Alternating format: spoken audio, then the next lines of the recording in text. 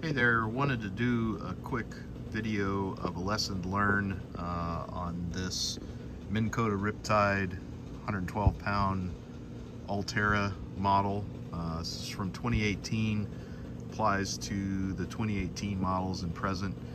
And an issue that it seems like a lot of people have relates to this unit not self-deploying properly or getting stuck mid-deploy.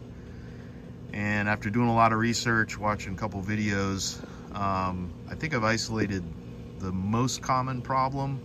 So if you get a motor error while deploying, or the unit itself just won't even move and says stow, on the remote when it's not even going anywhere, then this may be your problem. It's probably one of the first things you want to check. So anyway, I've removed the cover.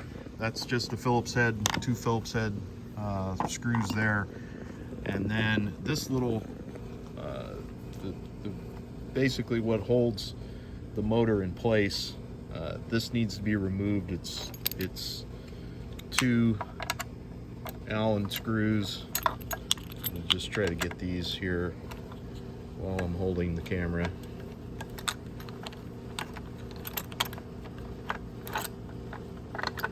There's one.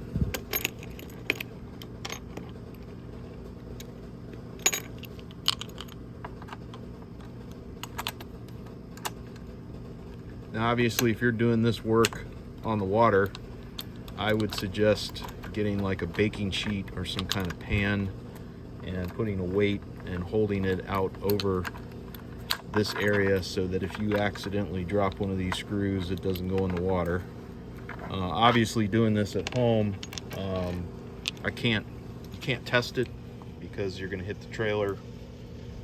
Spare tires usually there, but if you're doing it over the water, I suggest putting a pan or something there just in case you get butterfingers.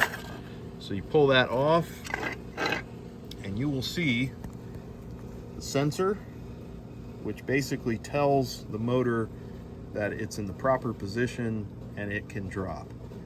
And the problem is this spring loaded, there's a magnet on the end of that right there. You can't really see it, but behind that little circle on this piece of plastic is a magnet. And what happens is, normal operation, it is upright like this away from the sensor, but when the motor actually turns down, it pushes this down past the sensor and tells the motor that it can deploy.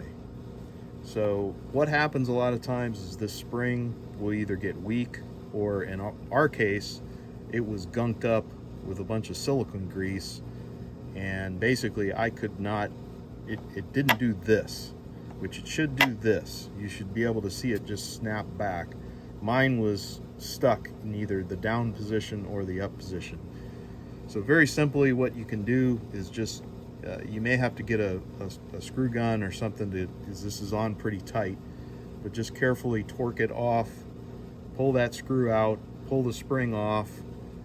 Just make sure you get the orientation of the spring right in advance, so when you put it back on, you can see the way it goes.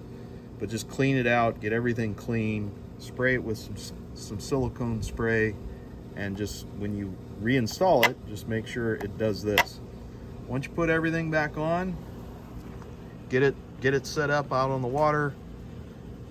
Try your remote. It should alleviate any of those motor errors and should also self-deploy no problem.